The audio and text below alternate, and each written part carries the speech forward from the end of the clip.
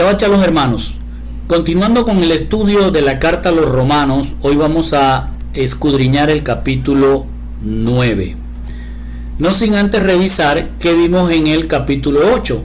En el resumen del capítulo 8 podemos encontrar que Shaul empezó este capítulo estableciendo que no hay condenación para los que están en Yeshua Mashiach. Esto es porque ya no están en la carne, sino que viven de acuerdo al Espíritu, es decir, viven de acuerdo a Ruach HaKodesh. ¿Qué quiere decir eso? Que viven de acuerdo a la mente de Mashiach, a los planes de Mashiach. Este capítulo 8 sostiene mucho el valor de la Torá y la llama la Torá del Espíritu, es decir, las instrucciones de la mente de Mashiach, las instrucciones de la Ruach. Y este espíritu o mente de Mashiach es el poder que resucitó a Yehoshua de entre los muertos y también dará vida a los que están en él, es decir, a los que siguen los planes, la mente de Mashiach. En otras palabras, los que siguen las instrucciones, la Torah. Pero las instrucciones, es decir, la Torah de Dios por sí sola, no salvan, nos dejó ver el capítulo 8. Por tanto, Dios mismo, disminuido en sus poderes, vino en forma humana para intervenir en este mundo y poder hacer la salvación como corresponde. La conclusión del capítulo 8 es que Yeshua vino a arreglar el problema que había con los creyentes de que estaban entre los dos amos o entre dos maridos, es decir, el pecado y seguir a Yeshua. Y esto impedía la salvación de los elegidos. Visto eso, entremos entonces al contexto espiritual del capítulo 9 que hoy vamos a estudiar.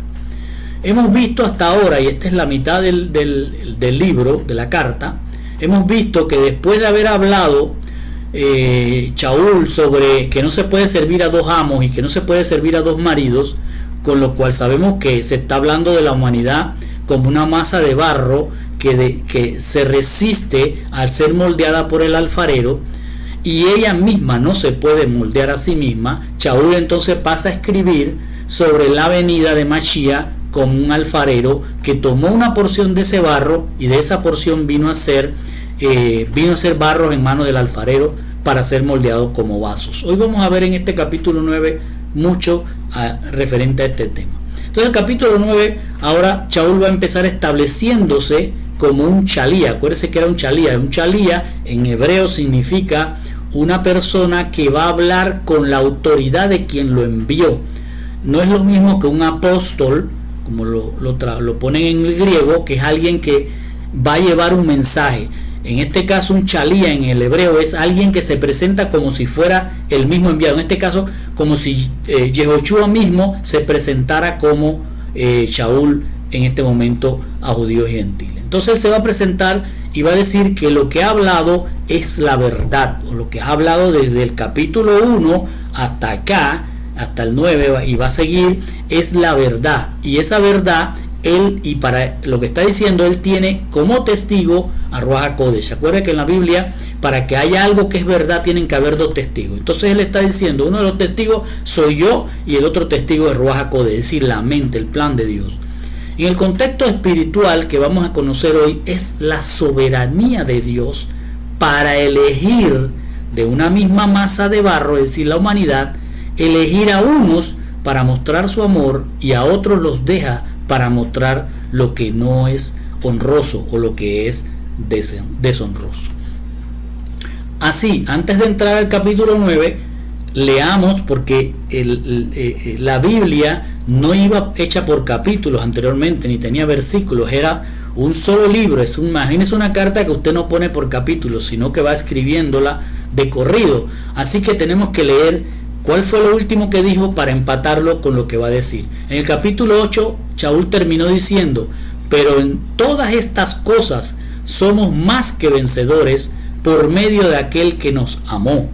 Está hablando de cómo Yeshua ha tomado una porción de la humanidad, la tiene en sus manos porque la ama. Y dice: porque estoy convencido, dice Shaul, que ni la muerte, ni la vida, ni los ángeles, ni principados, ni lo presente, ni lo porvenir, ni los poderes, ni lo alto, ni lo profundo, ni ninguna otra cosa creadas nos podrá separar del amor de Dios que es en Yahushua Mashiach, Señor nuestro. Y esto muchos lo enseñan como que nosotros tenemos el amor y el poder para no separarnos de Dios, pero en realidad lo que está diciendo la palabra es que al Dios tomarnos de aquel barro para formarnos y estar en sus manos, nadie nos puede arrebatar de sus manos. Ninguna cosa que exista o que haya sido creada nos puede arrebatar de las manos, porque Él fue el que nos tomó en sus manos. Entonces así entramos al capítulo 9 y vamos a leer del 1 al 3, que dice: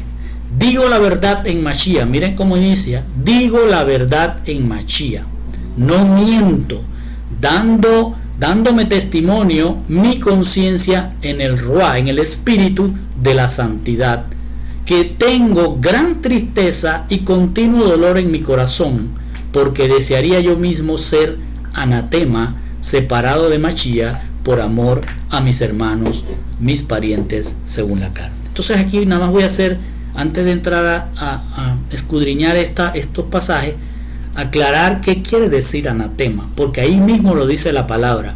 Muchos traducen maldición, que no está mal, porque voy a explicarlo. Anatema significa, como bien lo dice aquí la Biblia, estar separado de Dios, estar separado de Mashiach. Entonces le está diciendo, porque yo desearía yo mismo ser anatema, es decir, ser arrancado, separado de Dios. Y estar separado de Dios significa la muerte eterna.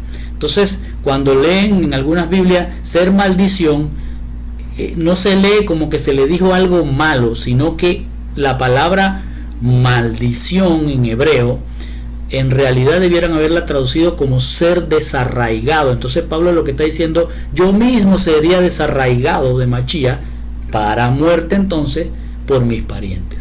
Es algo que vamos a ver que está diciendo, y lo está diciendo por tristeza y que tiene un continuo dolor. ¿Por qué esto? Vamos a entender. Shaul quiere decir en estos pasajes que él ha estado llevando la verdad sobre Mashiach. Fíjense, todo lo que ha venido diciendo desde el capítulo 1 ha sido la verdad. Y dice: he venido llevando la verdad sobre Mashiach. Es decir, ¿cuál es la verdad de la que está hablando? La verdad es que Yahushua, el Mesías, es Dios mismo, que se ha humillado para venir a este universo a librar a sus elegidos para darles vida eterna. ¿Se da cuenta? Ya Shaul está diciendo: digo la verdad en Mashiach, o dicho de otra forma, digo la verdad sobre Mashiach. ¿Cuál es la verdad? Que el Mashiach, o sea, Yahushua, es Dios mismo, que se ha humillado para venir a este universo a librar a sus elegidos y darle vida eterna. Y agrega que él no miente respecto a esa verdad, porque el Ruach HaKodesh, o sea, la mente, los planes de Mashiach, dan testimonio de esa verdad que él predica. Esto lo dice porque la verdad sobre Mashiach está testimoniada en la ley y los profetas. ¿Se da cuenta? Él está hablando y tiene un testigo. ¿Quién es el testigo? La Torah y los profetas. Él dice: Mashiach está aquí, lo digo de verdad, y viene la Torah y lo atestigua. Hay dos testigos, entonces es verdad lo que se está hablando. Entonces dice que precisamente por esa verdad él tiene una gran tristeza y un continuo dolor. Fíjense, por esa verdad. ¿Cuál es la verdad? Que Yahushua es el Mesías, es Dios. Y porque a pesar de que esa verdad es testimoniada por la Torah y los profetas, sus hermanos, los judíos, refiriéndose a la mayoría, a muchos, no aceptan la verdad. Esa es la tristeza que él deja clara aquí. Estoy triste y con un continuo dolor, es decir, me sigue doliendo hasta el día de hoy que los hermanos judíos no aceptan que Mashiach es la verdad y la verdad está en la Torah. Por tanto, Shaul continúa: en su tristeza y dolor él quisiera ser separado, arrancado de la mano de Yahushua, es decir, ser anatema. En otra palabra, ser anatema es ser castigado en el juicio de la ira en vez de su hermano judío. Fíjense cómo él se está ofreciendo ante Dios y diciéndole: fíjense, yo quiero tanto a mis hermanos judíos que yo mismo me ofrezco para que ellos sean salvos y yo muera en el juicio de la ira de Dios. Shaul parece sentir lo mismo que sintió Moisés cuando el pueblo sacado de Egipto pecó con el tema del becerro de oro, es decir, con idolatría contra Dios, como atestigua en este caso Éxodo 32, 31, 33, y lo leemos. Dice: Moshe volvió a Adonai y le dijo: por favor, acuérdense que han cometido el pecado del becerro. Esta gente ha cometido un pecado terrible, se han hecho un dios de oro. Ahora, si tan solo perdonaras su pecado, pero si no lo haces, te lo ruego, bórrame, arráncame, hazme anatema de tu libro que está escrito, es decir, del libro de la vida. Y Adonai respondió a Moshe: aquellos que han pecado contra mí son los que borraré de mi libro. Entonces, con esto lo que estamos dando a entender que hay una gran tristeza. Shaul quiere entregarse en vez de sus hermanos, pero sus hermanos son los que están cometiendo pecado, y Dios lo que está diciendo desde Éxodo es que él no va contra todos, él va contra los que pecan. Es decir, su Torah dice: va a ir a hacer juicio de los que le tienen que tener juicio, y Shaul aquí sabe que están en juicio todos aquellos judíos que no aceptan que Mashiach es el mencionado en la Torah y los profetas. Entonces seguimos en el 4 y 5, que dice: el pueblo de Israel, con gran exclamación, a quienes pertenece la adopción como hijos y la gloria, los pactos, la promulgación de la ley, el servicio sagrado y las promesas, de quienes son los patriarcas y de quienes según la carne procede el Mesías, el cual está sobre todas las cosas. Fíjense cómo va a decir el Mesías, el cual está sobre todas las cosas, Dios bendito por los siglos. Fíjense cómo recalca que Mashiach es Dios, y le está diciendo el pueblo de Israel a estos, de eso que le tiene que tiene tristeza, saben, están leyendo que Mashiach está ahí, pero no lo aceptan, y saben, como él lo acaba de decir, que el Mesías está sobre todas las cosas porque es el Dios bendito. Entonces aquí en estos pasajes 4 y 5 Shaul continúa hablando de su tristeza y dolor, y agrega que el pueblo de Israel terrenal, ojo, el pueblo de Israel terrenal, es decir, los que salieron de Egipto, el Israel de los patriarcas, a esos Dios los adoptó como hijos, los adoptó como hijos, no son hijos directos. Y a ellos les mostró su gloria, con ellos hizo pacto y les entregó la ley, la Torá. Les dio además promesas y privilegio de servirlos en un santuario. Lo que está diciendo es que Israel, es decir, la nación que fue sacada de Egipto, fue escogida especialmente por Dios entre todas las naciones del mundo, y eso es un gran honor. Entonces Shaul está triste. Si Dios le dio a al pueblo de Israel la Torá, las promesas, todo, entonces los separa del mundo como una nación aparte. Eso es un gran honor que ahora ellos están despreciando por no escudriñar que Dios mismo es Yehoshua. Entonces agrega Shaul: de esa nación especial son los patriarcas Abraham, Isaac y Jacob, y de ellos se originó la nación que Dios quería que fuera una nación santa, y para eso les entregó la Torá y las promesas. O sea, para que fueran una nación santa, Dios les entregó la Torá y las promesas. Y de esos mismos patriarcas, es decir, de los subdescendientes, procede el Mesías, como estaba escrito en la Torá y los profetas. Todo eso se lo está diciendo Shaul al entendimiento de los judíos, de los israelitas, que están escuchando o leyendo esta carta. Shaul deja ver por qué su tristeza y dolor, como si se preguntara: ¿cómo es posible que los judíos, siendo descendientes de los patriarcas, no quieran aceptar lo que dice la Torá y los profetas? Que el Mesías está sobre todas las cosas porque Él es el Dios bendito por los siglos. Amén. Shaul deja claro que a los descendientes de los patriarcas, según la carne, Dios, por su inmutabilidad y fidelidad, no los puede desechar a todos, ni reemplazar con otro pueblo, aunque muchos de ellos no acepten al Mashiach. Los judíos ven la salvación como un tema nacional, es decir, ellos se creían que porque todos eran descendientes de Abraham, ya ellos estaban salvos, pero Dios está mostrando que la salvación es individual. El que peque, muere. El que no peque, es heredero. Entonces pasamos al 6 y 7 que dice, pero no es que la palabra de Dios ha fallado. Fíjense cómo está diciendo. Está diciendo que todavía estos no creen, hasta el día de hoy no creen que Mashiach está en la Torá y los profetas. Entonces ahora va a decir, pero ojo, no es que la palabra de Dios haya fallado, porque estos no creen en Mashiach. Porque no todos los procedentes de Israel son Israel, ni son todos herederos por ser simiente de Abraham, sino que en Yitzhak, o sea en Isaac, te será llamada para ti simiente. Y aquí vamos a entrar en un tema, ponga mucha atención.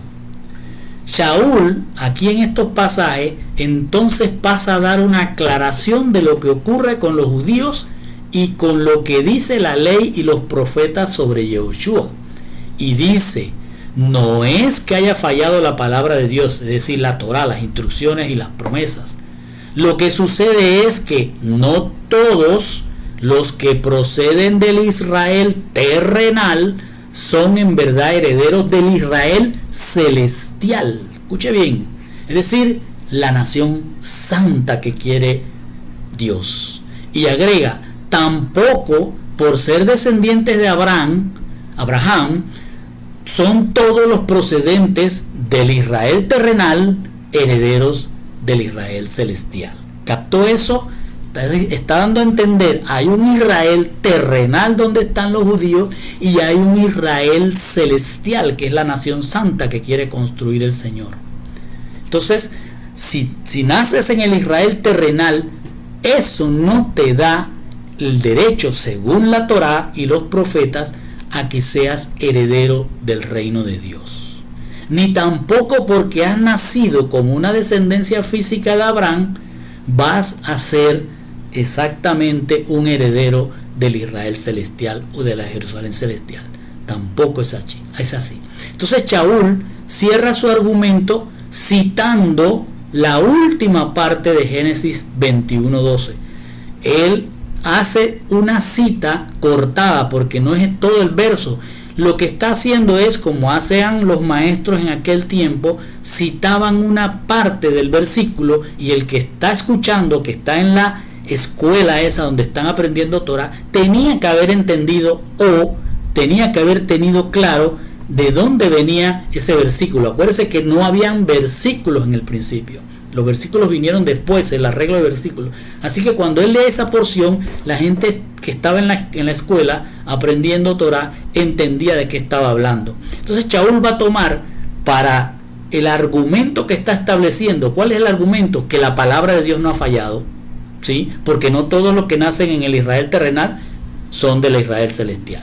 Entonces dice, según Génesis 21:12, que en su totalidad, escuche bien, en su totalidad, cosa que no cita Shaul por lo que hablamos, sino que él nada más va a citar esto que dice, ni todos son herederos por ser simiente de Abraham, sino que en Isaac te será llamada para ti simiente. En realidad esa porción 21:12 de Génesis dice, pero Dios dijo a Abraham, no te angusties por el niño ni por tu esclava. Todo lo que Sara te diga, escucha para hacerlo, Shema y Shomer, porque Yitzhak, en Yitzhak dice claramente, porque en Yitzhak será llamada a ti simiente. Shaul usa la última parte del versículo para que entendamos que Abraham hizo una elección y escogió como heredero a Ismael. Por eso está hablando, no te angusties del niño, porque ya venía un problema entre Sara y Agar sobre Ismael y no había nacido Yitzhak, y sabemos por qué no había Yitzhak, no estaba Yitzhak en este momento. Entonces él le dice, no te angusties, lo que está pasando con el niño, es decir, con Ismael, porque en Isaac te será llamada a ti descendencia. ¿Sí? Aquí realmente, si usted lo nota, hay una elección de Dios sobre alguien que ya está nacido, que ya está en el campamento de Abraham, que es hijo de Abraham, pero no está siendo elegido por Dios. Entonces, lo que debemos ver es que Abraham hizo una elección y Abraham, escoge como heredero a Ismael, pero esa no era la elección de Dios. Por eso dice, no todos los que salen de los lomos de Abraham son herederos del Israel celestial. Puede ser que sea heredero del Israel terrenal, pero del Israel celestial no lo es, porque no es una elección de Dios. Entonces concluye diciendo que los herederos serán según la promesa hecha por Dios a Abraham. Y esta promesa es que en Isaac, es decir, en el modelo, fíjense qué es lo que va a decir. Cuando él dice en Isaac, no es que en Isaac, dentro de Isaac, es en la forma en que vino Isaac. Es decir, en el modelo o la forma en que es parido Isaac, en ese mismo modelo, en esa misma forma, habrá simiente para Abraham. Lo que quiere decir es que Ismael nace de la voluntad humana, y no solo eso, sino que nace de una relación fuera del matrimonio, pero Isaac nace de la voluntad de Dios, y siendo voluntad o elección de Dios, y según el modelo de la promesa de Dios, viene a ser entonces heredero del Israel celestial. Entonces aquí lo que tenemos que preguntando, ¿cuál es el modelo que estamos hablando? El modelo de la promesa, tenemos que recordar primero que tanto Abraham como Sara eran ancianos, y además Sara era estéril.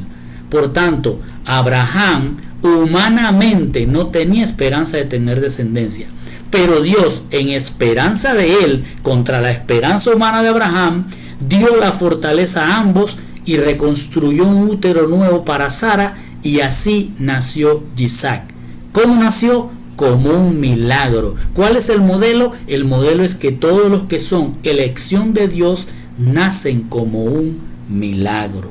Va ahora a explicar lo que está diciendo, que es en la forma en que vino Isaac que deben venir los herederos. Y dice, esto es, quiere decir, no son los hijos de la carne, va a explicar, pues no es una decisión humana, los que son hijos de Dios, sino que los hijos de la promesa son considerados como descendientes. ¿Qué quiere decir? Shaul hace una conclusión diciendo, esto que les acabo de decir sobre Ismael, sobre Isaac, la promesa, el modelo, esto quiere decir que los hijos de Dios no son los descendientes de una relación escogida por los humanos. Más bien se considera descendencia de Abraham los hijos de la promesa. Recordemos que Shaul en este momento se está dirigiendo a los lectores judíos y les ha dicho que Ismael nació de los lomos de Abraham, pero eso no lo hace heredero del Israel de Dios, el celestial, porque nació por voluntad humana y no por lo que la palabra de Dios, es decir, la promesa de Dios que había hecho Abraham. Por eso cuando la promesa dice en Isaac, es decir, en Isaac, será llamada a ti, Abraham, simiente, lo que está diciendo es que en el modelo o la forma en que viene Isaac, en esa misma forma, como un milagro, vendrá para Abraham simiente. Y en ese modelo de la promesa vino después Jacob y más tarde Joshua. Isaac fue un milagro de la voluntad divina, y cada creyente que viene a ser simiente de Abraham hasta el día de hoy, sin serlo físicamente, es un milagro de la voluntad de Dios. Usted y yo y todos los que escuchamos esto, que seguimos la palabra de Dios, somos un milagro. Ni siquiera conocíamos a Dios y Él nos eligió y nos hizo como un milagro, como hizo con Isaac, que no había esperanza de que naciera, pues así nacimos para Él, paridos de arriba. ¿Para qué? Para que se cumpla en Abraham que seríamos injertados como cualquiera de las familias de la tierra, tal como dice Génesis 2:3. En Abraham serán injertados cualquiera de las familias de la tierra. En conclusión, cada creyente de cualquier familia de la tierra que va siendo injertado en Mashiach a través de la promesa hecha a Abraham es el cumplimiento de que esa simiente sería parida como Isaac. Es decir, que usted, yo y todos los que escuchamos este audio nacemos paridos como Isaac, como un milagro. Es decir, como un milagro para heredar el Israel celestial. No estoy hablando del el nacimiento natural, usted estoy hablando del nacimiento espiritual como creyente en Mashiach. Y luego dice el 9 al 10, porque esta es una palabra de promesa. Por este tiempo volveré y Sara tendrá un hijo. Y no solo esto, sino que también Rebeca, cuando concibió mellizos de uno, nuestro padre Isaac. Shaul aclara que él está hablando de la promesa hecha a Abraham, en la cual se habla del nacimiento de Isaac, y para aclararlo cita Génesis 18, 12 al 14, que dice: entonces Sara se rió para sí misma, pensando: soy vieja y mi señor también, ¿voy a tener placer otra vez? Adonai le dijo a Abraham: ¿por qué Sara se rió y preguntó: ¿de verdad voy a tener un hijo siendo tan vieja? ¿Hay algo demasiado difícil para Adonai? Pregunta Adonai. Y le dice: en el tiempo, y aquí está el cumplimiento de la promesa, en el tiempo fijado para ello, en esta estación del año próximo, volveré a vosotros y Sara tendrá un hijo. Entonces Shaul agrega, y no solo Sara, fíjense cómo habló de la promesa, cuando Sara no veía por ningún lado ninguna esperanza humana de tener un hijo, el Señor le está diciendo: va a nacer. ¿Cómo nació? Como un milagro. Así nació Yehoshua, como un milagro por Ruach HaKodesh. Así nació Isaac, así van a nacer Jacob y Esaú, que es lo que vamos a ver ahora. Entonces Shaul agrega, y no solo Sara, sino que a Rebeca, que también era estéril, igual que Sara, Dios le concedió el milagro de quedar embarazada de nuestro padre Isaac, que es lo que está diciendo Shaul. Esto lo dice a los judíos para recordarle que Isaac es un patriarca del cual vino una nación que recibió la Torá, las promesas y el pacto. Fíjense cómo todo está hilvanándose en una verdad que está escrita en la palabra. Shaul, después de usar la ilustración de Ismael e Isaac para aclarar que no todos los que descienden de los lomos de Abraham son herederos, ahora toma el ejemplo de Esaú y Jacob. Con esto lo primero que vemos es que Shaul está refrendando el modelo de la promesa, es decir, el milagro de que nazca un heredero. Y lo va a refrendar el milagro de Sara con el milagro en Rebeca. ¿Para qué? Para sustentar que los herederos de Dios nacen porque Dios hace el milagro para que sean paridos por voluntad divina. Pero aquí estos mellizos son de un mismo padre y madre. No era como Ismael, que era de mitad egipcio y mitad hebreo. Aquí ambos son hebreos. Y dice: sin embargo, Dios hace una elección de uno y el otro va a quedar como alguien que puede heredar cosas terrenales de su padre, pero no heredará las celestiales que heredan los que son adoptados como hijos de Dios. Entonces, continúa: y no habiendo nacido, dice Shaul, ¿quién? Los mellizos. No habiendo hecho ni bien ni mal, ¿quién? Los mellizos. Los eligió o eligió Dios para el propósito de Dios conforme a la elección. Es decir, nacen, no están haciendo nada ni bueno ni malo, pero Dios tiene una elección según un propósito. Y fue esa elección por un propósito, no por obra, sino por el que llama, para que permaneciese ese propósito. Y le fue dicho, y aquí viene algo muy importante que vamos hoy a aprender, le fue dicho: el mayor servirá al menor, tal como está escrito, a Jacob amé, pero a Esaú no. Fíjense y ponga atención a esta parte porque es muy importante. Shaul, siguiendo el tema de la voluntad divina, usa ahora el ejemplo de Esaú y Jacob, que fueron concebidos por voluntad de Dios, nacido del patriarca Yitzhak y Rebeca, y fueron hechos por un milagro. El nacimiento es por un milagro porque Rebeca era estéril. Es decir, que los dos eran legítimos herederos de sus padres. Es más, Esaú era el primogénito. Sin embargo, Dios hizo la elección de uno solamente y al otro lo dejó en seguir su vida normal. Shaul entonces pasa a explicar cómo y por qué Dios hizo esa elección. Lo primero que explica Shaul es que Dios hizo su elección sin tomar en cuenta las características ni la obra de los mellizos de Rebeca. Aparentemente la elección es tomada antes de que nazcan, es decir, cuando no habían hecho obra alguna de bien o mal. Esto quiere decir que la elección de Dios sobre qué humano es heredero de Abraham y así del Israel celestial no va a depender de las obras humanas, sino que es una elección soberana de Dios. Él elige a quien Él quiera. Lo segundo que Shaul expone es que Dios hace su elección de acuerdo al propósito que tenga con esa elección en específico. Y ese propósito particular Shaul lo muestra citando Génesis 25, 23, que dice: dos goyim, es decir, dos gentiles.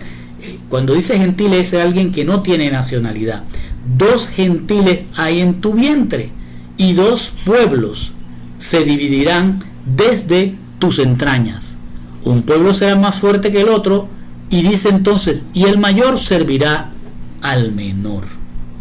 Shaul cita solamente la última parte del versículo que dice en hebreo, ojo, Rab Yabot Zair, lo cual han traducido en la mayoría de nuestras Biblias como el mayor servirá al menor. Si lo entendemos de esta forma, de esta traducción, el mayor servirá al menor, podemos razonar que el propósito de Dios en esta elección en particular es que el mayor, es decir, Esaú, el primogénito, servirá al menor, a Jacob. Pero esto no tiene sentido. ¿Por qué no tiene sentido? Porque ni bíblicamente ni históricamente Esaú sirvió a Jacob.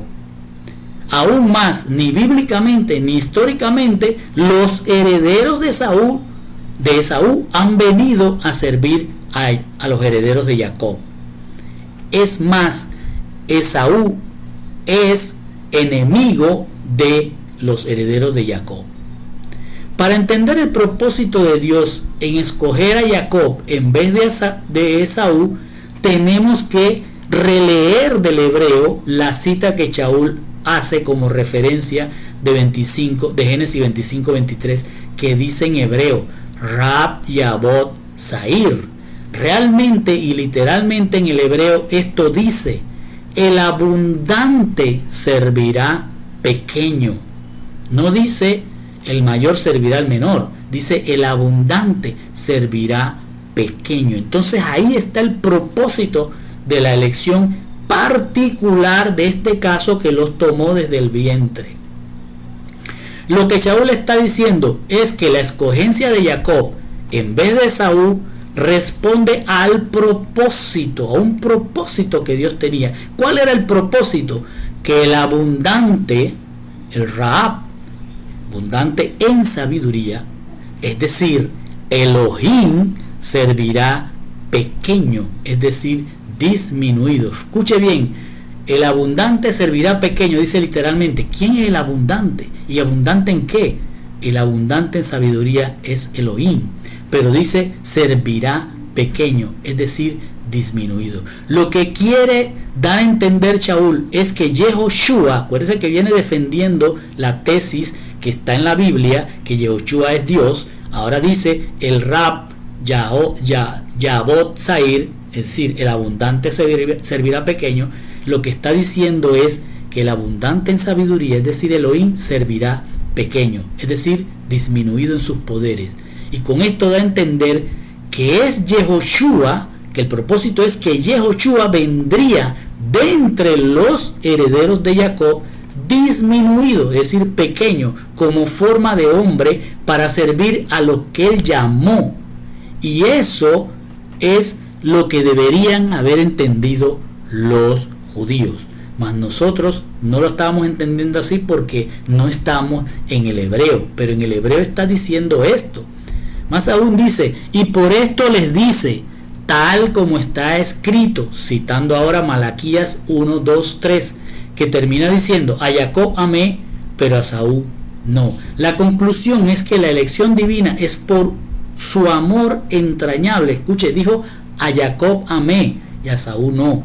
La elección es por el amor entrañable, no por alguna obra humana, y cada elección de Dios tiene un propósito. En este caso particular de Jacob y Esaú, el propósito es que de entre los descendientes de Jacob fuera a ser parido, también como un milagro, en Betlehem, casa de pan, sea parido Dios hecho como en forma de hombre, como está escrito en Miqueas. Fíjense cómo Miqueas sostiene lo que Shaul está diciendo. Miqueas 5:2 dice, y tú, refiriéndose a alguien, y tú, casa de pan, ¿quién es el pan divino? Yehoshua. Y tú, casa de pan, ahí ponen, y tú, Belén de Efrata, no, ahí dice, y tú, casa de pan, tú, Betlehem, en Efrata, en el territorio de Efrata, el pequeño, fíjense cómo está coincidiendo todo, y tú, casa de pan, en Efrata, el pequeño, ¿para qué? Para servir entre los maestros de Yehudá.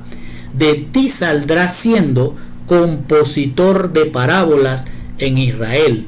Y cita, cuyos orígenes, según la palabra, están desde la eternidad. Fíjense cómo todo se concentra en que el propósito era que viniera de Elohim mismo, disminuido como Yehoshua, para servir a sus escogidos, a sus elegidos. Entonces lo confirma esto. Tú, casa de pan, que naces en Efrata, el pequeño, para estar entre los maestros de Yehudá, de ti saldrá siendo compositor de parábolas, tal como lo fue en Israel, cuyos orígenes, lo acaba de decir, cuyos orígenes están desde la eternidad, desde los días de la antigüedad. Shaul ahora va a hacer dos preguntas. ¿Qué diremos entonces? O sea, ¿qué diremos entonces después que les he explicado que hay una elección soberana de Dios y que la elección es por amor y tiene un propósito? Va a decir, ¿qué diremos entonces contra esto? ¿Y que hay injusticia en Dios por haber hecho esa elección? Y contesta, de ningún modo. Shaul está lanzando unas preguntas.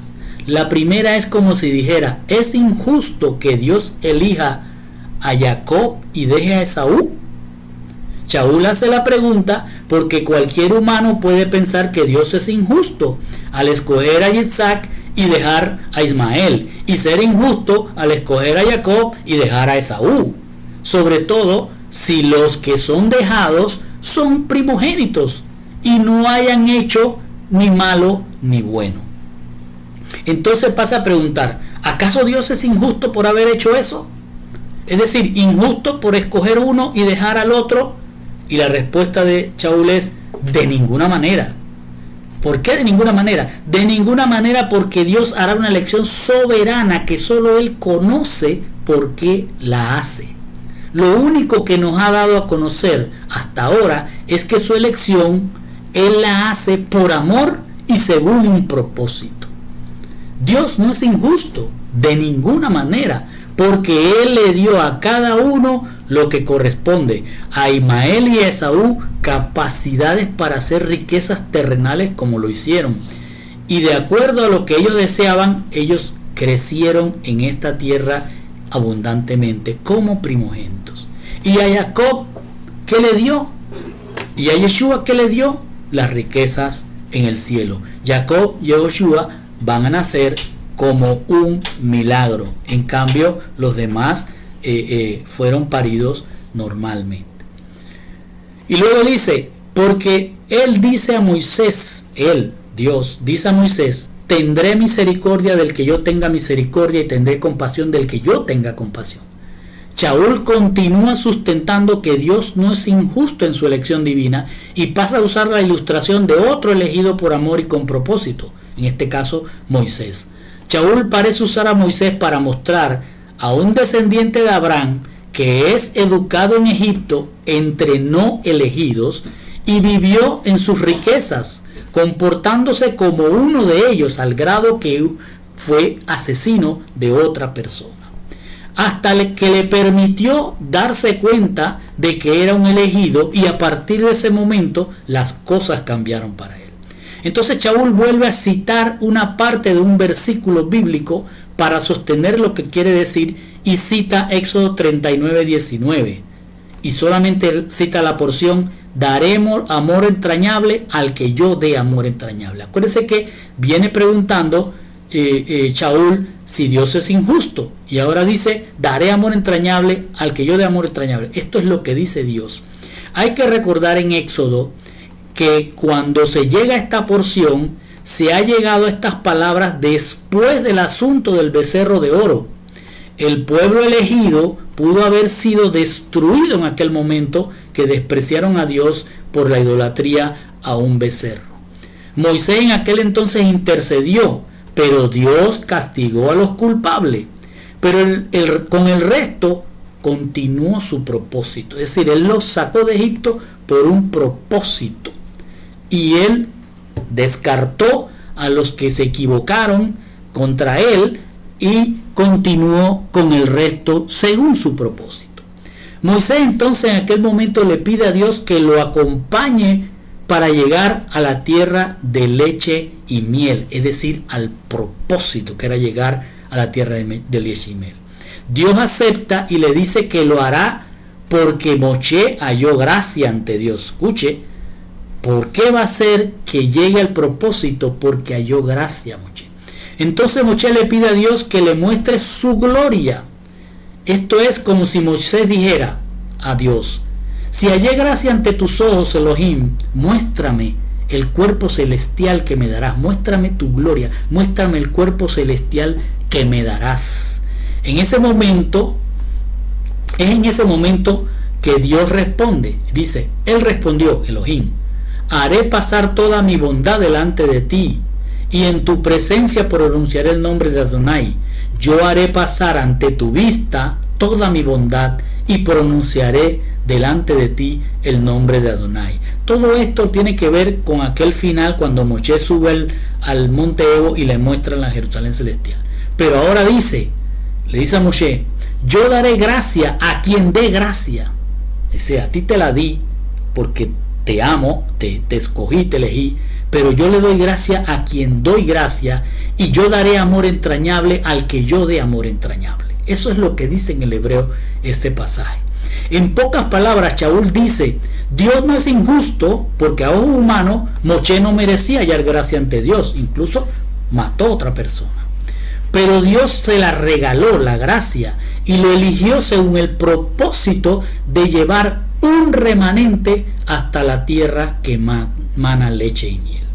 La cita que hace Shaul es para confirmar que Dios es soberano y elige por amor entrañable al que Él ame, no importando su pasado ni su presente, sino su propósito. Entonces dice en el 16: así que no depende del que quiere ni del que corre, sino de Dios que tiene amor entrañable. Shaul va a concluir que Dios no es injusto porque Él no escoge a los humanos por sus características físicas o mentales o por mérito alguno.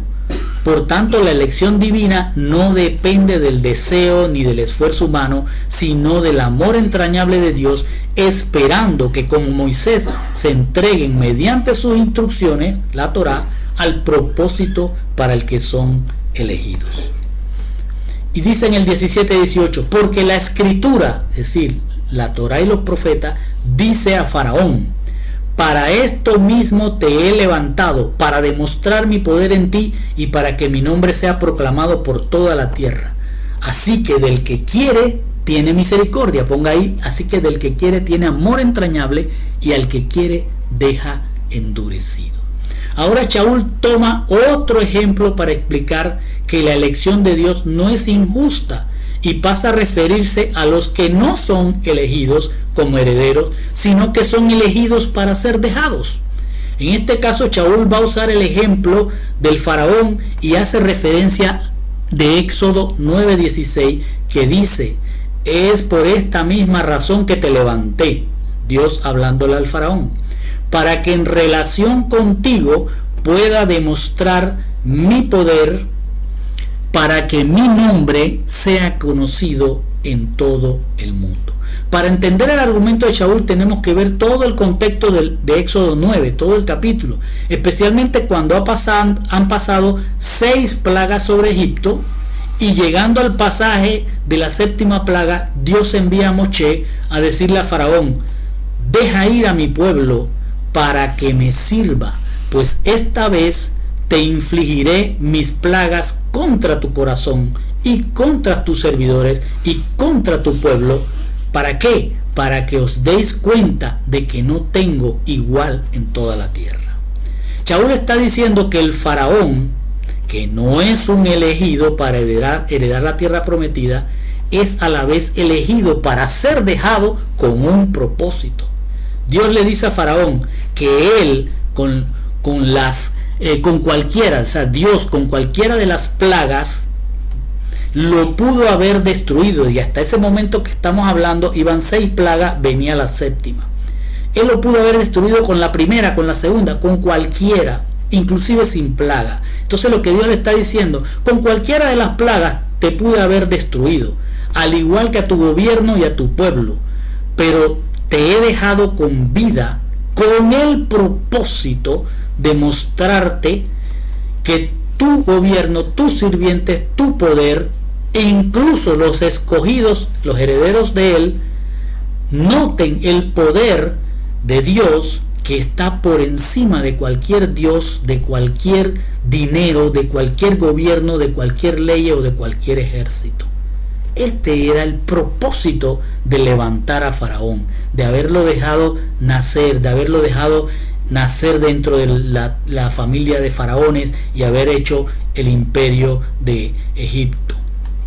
Con esto Shaul parece decirnos que en su soberanía Dios puede elegir herederos y también permitir que se levanten humanos con corazones duros y vayan en contra de los elegidos. Y por eso concluye: así que Dios tiene amor entrañable de quien Él quiere tenerlo y permite mostrar el endurecimiento de quien Él quiere que se endurezca.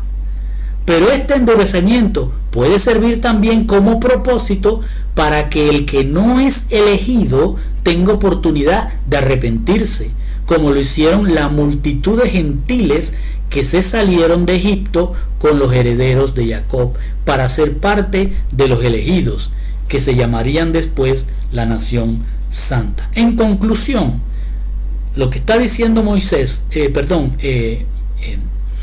Shaul, es que Dios es justo, porque de la misma masa de barro a uno los toma para mostrar su amor y a otro los deja para mostrar lo que es deshonroso, es decir, los deja con el corazón duro como nacieron.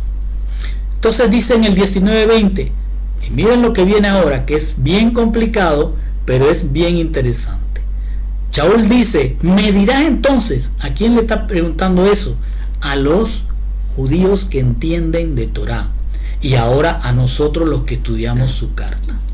Le dice: me dirán ustedes entonces, ¿por qué pues todavía nos señala como culpables Dios? ¿Por qué nos señala? ¿Por qué? Porque ¿quién resiste a su voluntad? Al contrario, dice Shaul, ¿quién eres tú, oh hombre, que te le opones o juzgas a Dios? ¿Dirá acaso el objeto modelado al que lo modela: ¿por qué me hiciste así? Entonces vamos a entender esto. Lo que está diciendo Shaul es que después que él ha explicado y ha confirmado que Dios no es injusto, pasa a hacer otra pregunta buscando una conclusión al tema de los que creen que Dios es injusto, y pregunta: entonces, ¿por qué todavía Dios nos señala? Es como si preguntara: ¿qué culpa tiene un humano de nacer con el corazón o la mente de Faraón? ¿O qué culpa tengo de nacer como soy? Y hace otra pregunta: ¿quién resiste su voluntad? Esta pregunta parece decir: ¿por qué voy a ser culpable de cómo yo soy si fue la voluntad de Dios la que me hizo así? Esto es lo que está diciendo Shaul. Entonces Shaul pasa a responder estas difíciles preguntas diciendo: al contrario de qué, de que tú estás culpando a Dios, al contrario, dice, y responde haciendo otra pregunta: ¿quién eres tú, un simple humano, para hacer juicio contra Dios? Y hace referencia inmediatamente a Isaías 29:16, que habla de la hipocresía de Israel y dice: ¿qué error el vuestro?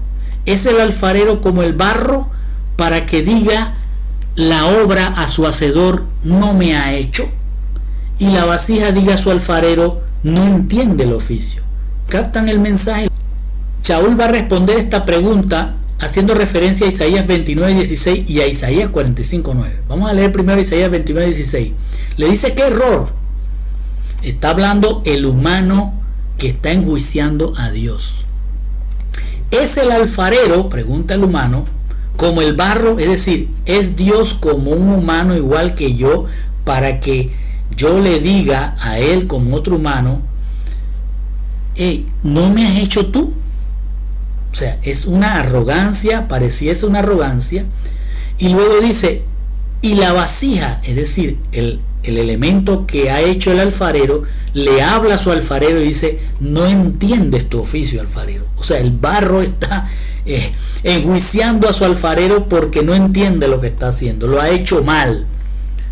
Y también hace referencia a Isaías 45:9, que dice algo muy parecido. Dice: qué vergüenza el que discute con su hacedor.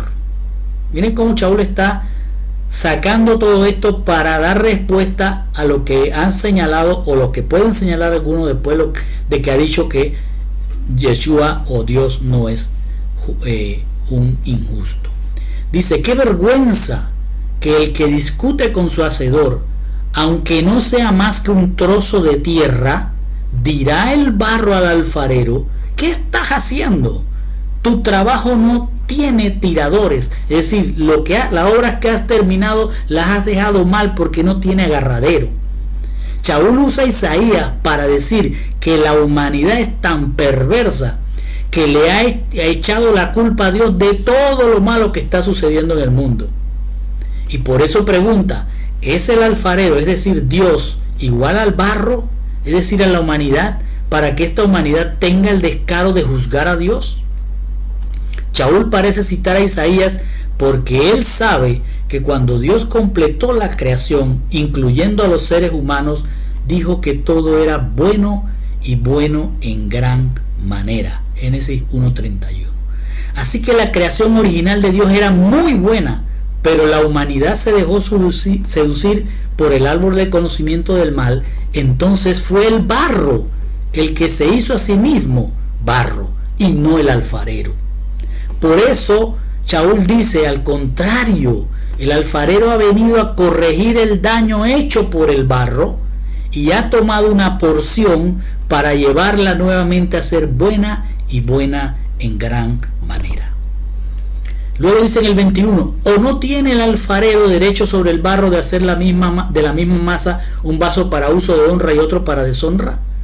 Shaul ya ha dicho que el alfarero ha venido a corregir el daño hecho por el mismo barro y está tomando una porción para llevarla a ser buena y buena en gran manera. Y ahora hace una pregunta, que más que una pregunta es una afirmación. Si el alfarero es el dueño de la masa de barro, él tiene el derecho de escoger cualquier porción de la masa de barro sin que el barro, por ser barro, pueda cuestionar, pues la sabiduría ¿dónde está? ¿En el barro o en el alfarero? Por tanto, el alfarero, siendo el dueño del barro, tiene el derecho de elegir unos que son humanidad, barro, para darles forma y terminarlos en una vasija incorruptible para uso honorable, y otra para dejarla que sigan siendo barro sin forma y que se acomoden según estén establecidos. Y luego dice en Romanos 9:22: ¿y qué? si Dios, aunque dispuesto a demostrar su ira y hacer notorio su poder, soportó con mucha paciencia a los vasos de ira regulados para destrucción? Fíjense que está hablando de vasos, no de barro. Shaul hace otra pregunta. ¿Y qué si Dios, queriendo mostrar su ira y dar a conocer su poder, soportó con mucha paciencia a los que eran objeto de su castigo y estaban destinados a la destrucción? Shaul parece referirse a aquellos que son elegidos para ser herederos, ser vasos, no barro, pero lo cuestionan. Siendo vasos lo cuestionan. Y aunque los puede destruir, Él los soporta con mucha paciencia, cuando su comportamiento eran vasos que estaban en camino al juicio de la ira de Dios para su destrucción. Luego dice en el 23, esto lo hizo para dar a conocer la riqueza de su gloria sobre los vasos de amor entrañable que de antemano Él reguló para la gloria, es decir, que Él los había tomado y los formó para la gloria. Es decir, nosotros, dice Shaul, nosotros a quienes también llamó, esos son los vasos, no solo de entre los judíos, sino también de entre los gentiles.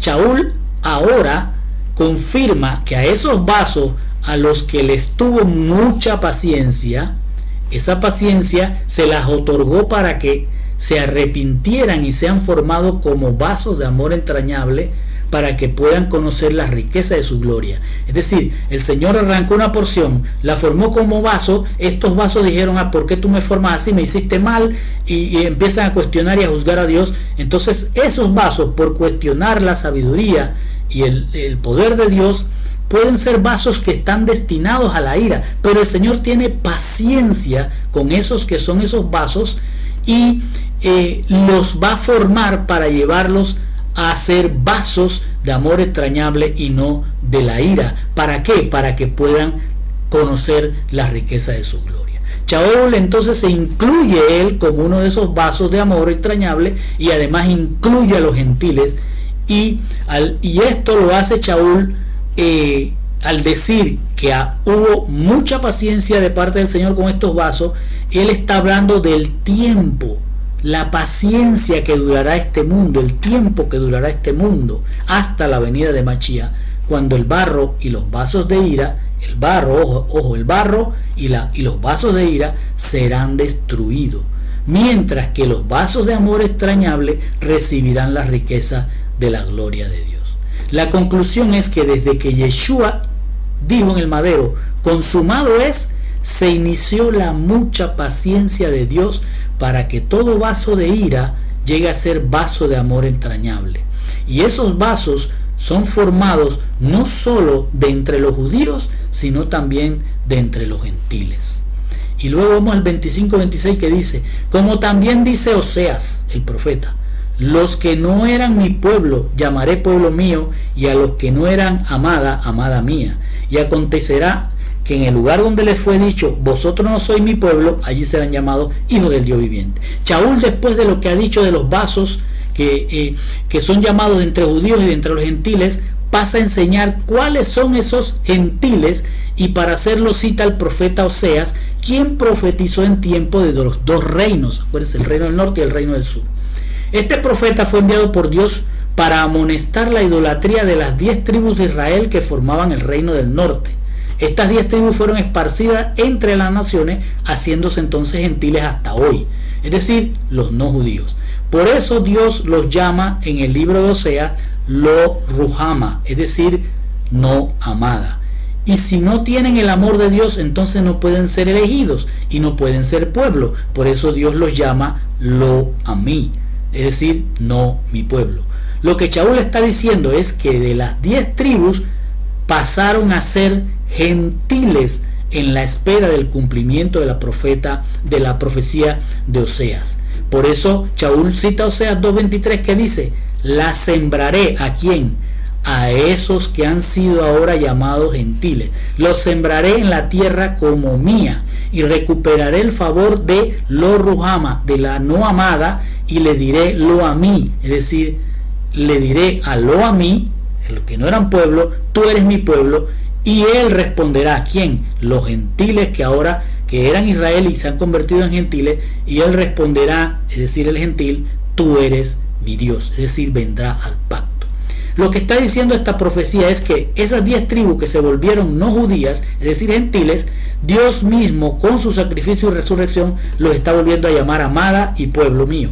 Y dice algo que ya se está cumpliendo, que en el lugar donde les fue dicho no pueblo, en el territorio de Israel, así serán llamados herederos allí en ese territorio serán llamados herederos del Dios viviente. La cita de Oseas traídas por parte de Shaul es una referencia a lo que hizo Yehoshua al venir a este mundo para que esta mujer, esas 10 tribus que se hizo adúltera, recupere el amor de Dios y vuelva a ser llamada amada y también sea llamada pueblo mío, y que ellos respondan tú eres mi Dios, es decir, que entren en el pacto. Shaul está diciendo que los gentiles que antes fueron no pueblo, por medio del sacrificio y resurrección de Yehoshua, están volviendo a ser pueblo. En el 27 dice, Isaías también exclama en cuanto a Israel, aunque el número de los hijos de Israel sea como la arena del mar, solo el remanente será salvo. Ahora Shaul se vuelve nuevamente a los judíos y cita a Isaías 10:22 que dice, incluso si tu pueblo, oh Israel, debe ser como la arena del mar, solo un remanente de ellos regresará. Se decretará la destrucción, la retribución llega como inunda. Shaul está citando la primera parte nada más de Isaías 10:22 sobre el remanente, pero no se está refiriendo a la nación santa de Dios, sino al Israel terrenal de los judíos.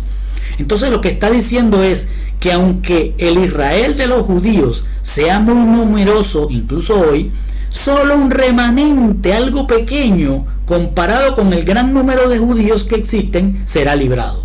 Esto lo dice porque pocos serán los judíos que, teniendo la Torá y los profetas, acepten a Yehoshua como el Mesías y Dios. Luego dice, porque el Señor ejecutará su palabra sobre la tierra y terminándola sin demora. Ahora sí toma la segunda parte de Isaías 10:22. Y dice, y como Isaías predijo, si el Señor de los ejércitos no hubiera dejado simiente, hubiéramos llegado a ser como Sodoma y hechos semejantes a Gomorra. Shaul pasa a completar la segunda parte de la cita de Isaías 10:22 que termina diciendo, se decreta la destrucción, la retribución llega como una inundación. Shaul se está refiriendo a que Dios ha establecido un juicio final sobre este universo y por su inmutabilidad esto se cumplirá con certeza y sin demora. Entonces pasa a citar Isaías 1:9 que dice, si Adonai Sebaot no hubiera dejado un resto pequeño, nos habríamos convertido en Sodoma y nos hubiéramos parecido a Gomorra. Es decir, si Dios no hace que entre el mundo judío de hoy no salgan judíos mesiánicos creyentes de Mashiach, no va a quedar ese Israel de hoy, quedaría como Sodoma y Gomorra. Pero la profecía dice que va a haber un remanente, porque Isaías está diciendo, si Adonai Sebaot no nos hubiera dejado un resto pequeño, es decir, un remanente, eso se va a cumplir, no nos habríamos convertido en Sodoma y nos hubiéramos parecido a Gomorra, es decir, hubieran entrado en el juicio similar que le fue a Sodoma y a Gomorra. Recordemos que Shaul en el verso anterior se refirió al remanente de Israel terrenal y ahora habla de un juicio final en el que se decreta destrucción. Lo que está queriendo decir es que mientras los judíos que son remanentes del Israel terrenal son librados de la destrucción decretada, los judíos que no son remanentes serán destruidos como lo fue Sodoma, es decir, recibirán el juicio semejante a Gomorra. Y entramos al verso 30 que dice, ¿qué diremos entonces? Que los gentiles que no iban tras la justicia alcanzaron justicia, es decir, la justicia que es de la fidelidad. Shaul entonces hace una conclusión con este verso, con una pregunta que puede interpretarse de esta manera. ¿A qué conclusión hemos llegado? Pues la conclusión es que los no judíos, es decir, los gentiles, que no buscaban que Dios los justificara, como los judíos sí. ¿Y por qué no buscaban que Dios los justificara? ¿Por qué no buscaban eso? Porque no tenían instrucciones, no tenían Torá, no tenían promesas, ni tenían pacto. Pero fueron elegidos. ¿Por qué fueron elegidos? Por la fidelidad de Yehoshua, que a través de los profetas como Oseas habían dejado la promesa de que los que fueron llamados lo Ruhama, es decir, no amados, y lo a mí, no mi pueblo, serían llamados amados y pueblo mío. Entonces en el 31 dice, pero Israel, que iba tras una ley de justicia, no alcanzó esa ley. Observe que él está hablando de judíos y gentiles, que fue lo que inició hablando para terminar. Y está diciendo ahora que los gentiles son escogidos por fidelidad sin haber tenido Torah, pero van a tener que practicar Torah para ser llamados amados y pueblo. Shaul continúa su conclusión en la que empezó diciendo que los gentiles no tenían la Torah y los profetas, pero fueron justificados por la fidelidad de Mashiach a su propia Torah, es decir, a las promesas que dijo a través de los profetas, en este caso citando a Oseas. Ahora va a concluir, mejor dicho, respecto a los judíos, y dice, sin embargo, el Israel terrenal, es decir, los judíos, a pesar de que iban siguiendo una Torah que ofrece justificación, no la alcanzaban, porque estaban enfocados en hacer obras que lo justificaran sin aceptar el dueño de la Torah, al alfarero, a Yahushua, a Mashiach. Entonces pregunta, ¿por qué? ¿Por qué no alcanzaban la justificación? Dice, porque no iban tras ella en la fidelidad, sino como por obras, tropezaron en la piedra de tropiezo. Shaul en su conclusión sobre los judíos pregunta, ¿por qué? ¿Por qué no alcanzaron la justificación esos judíos? ¿Y por qué es la tristeza que él tiene y el continuo dolor? Él dice, porque los judíos, teniendo la Torah, no alcanzaron a ser justificados. Y responde a la pregunta, ¿por qué no alcanzaron la justificación? Porque ellos, los judíos, que habían sido enseñados a no aceptar que Mashiach es Dios venido en forma de humano, no seguían la Torah y los profetas buscando encontrar en ella Mashiach, es decir, al fiel o a la fidelidad, sino que buscaban en la Torah un medio para hacer obras cumpliendo mandamientos que le dieran escalones al cielo. Por eso Shaul cita entonces a Isaías 8:14 que dice, Él está allí, ¿quién? Yahushua, para ser Él un santuario y para piedra de tropiezo, es decir, para roca de tropiezo, para ambas casas de Israel, para trampa, es decir, para red para los habitantes de Jerusalén. Shaul concluye que los judíos de Israel terrenal, que no aceptan que la Torah y los profetas establecen que Yahushua es Elohim y que se hizo pequeño para servir a los llamados, ese Israel no está aceptando eso, y por tanto esa no aceptación de que la Torah y los profetas hablan de Mashiach se les ha convertido en una roca de tropiezo, es decir, Yahushua, la roca, es el tropezadero para los judíos. Pero Isaías 8:14, ojo, dice que esa roca, ese tropezadero, es para ambas casas, es decir, para los judíos del reino del sur y para los gentiles del reino del norte. Porque por un lado están los judíos con la Torah sin Mashiach, y ese es su tropezadero, y por otro lado están los gentiles con Mashiach pero sin Torah, ese es otro tropezadero. ¿Por qué? Porque la Torah es Mashiach también. Esto se puede volver una trampa, una red para los que quieran habitar en la Jerusalén celestial, sean judíos o sean gentiles. Y dice, tal como está escrito, he aquí pongo en Sión, es decir, va a volver a hablar del tropezadero. Pongo en Sión una piedra de tropiezo y roca de escándalo, y el que crea en él no será avergonzado. Shaul cierra su conclusión citando Isaías 28:16 que dice, así dice el Señor Adonai, he aquí que yo pongo por fundamento en Sión una piedra elegida, angular, preciosa, es decir, fundamental. Quien exhiba fidelidad en ella no será avergonzado. Shaul establece como conclusión lo que ya había sido profetizado por Dios a través de Isaías, que en Sión, es decir, Sión es la nación santa, no es un monte, no es un lugar, es el Israel celestial. Allí en Sión, en la nación santa, se establecería como fundamento la roca, Yahushua Mashiach, y que este fundamento será para unos piedra de tropiezo, es decir, que Mashiach, para los que no creen en él, es decir, los judíos, es una piedra de tropiezo, y para los que no creen en sus instrucciones, en su Torah, es decir, los gentiles, también será una roca de escándalo. Y cuando Shaul cita roca de escándalo, se está refiriendo a lo mismo que dice Primera de Pedro 2:8, que dice, pues ellos tropiezan porque son desobedientes a la palabra, y para ello estaban también destinados. Es decir, que cuando el Señor Shaul habla de que Yehoshua, nuestro Señor, es una piedra de tropiezo, se refiere a que no están siendo obedientes, sean judíos que no creen en Mashiach, aunque está en la Torah escrito, o sean gentiles que dicen que la Torah está abolida. Ambos están cayendo en desobediencia, y por eso esa piedra se puede convertir en roca de escándalo. Cuando Shaul dice que es una roca de tropiezo para los obedientes de ambas casas, es decir, para judíos y gentiles, se refiere a eso, que el tropezadero para uno es no creer en Mashiach y en otro la Torah está abolida. Y cierra diciendo: el que exhiba su fidelidad como practicante de lo que está escrito en sus instrucciones, es decir, en toda la Biblia, ese no será avergonzado, es decir, no será levantado en la segunda resurrección, porque escrito está en Daniel 12:2: y una multitud de los que duermen en el polvo de la tierra serán despertados, unos para la vida eterna y otros para vergüenza y confusión eterna. Los que son del remanente, judíos y gentiles, que conformarán la nación santa, no serán avergonzados, como está escrito en el Salmo 25:3. Ciertamente ninguno de los que esperan en ti, decían Yehoshua, serán avergonzados. Serán avergonzados entonces los que sin causa se rebelan y juzgan al alfarero. Y con esto, mis hermanos, terminamos.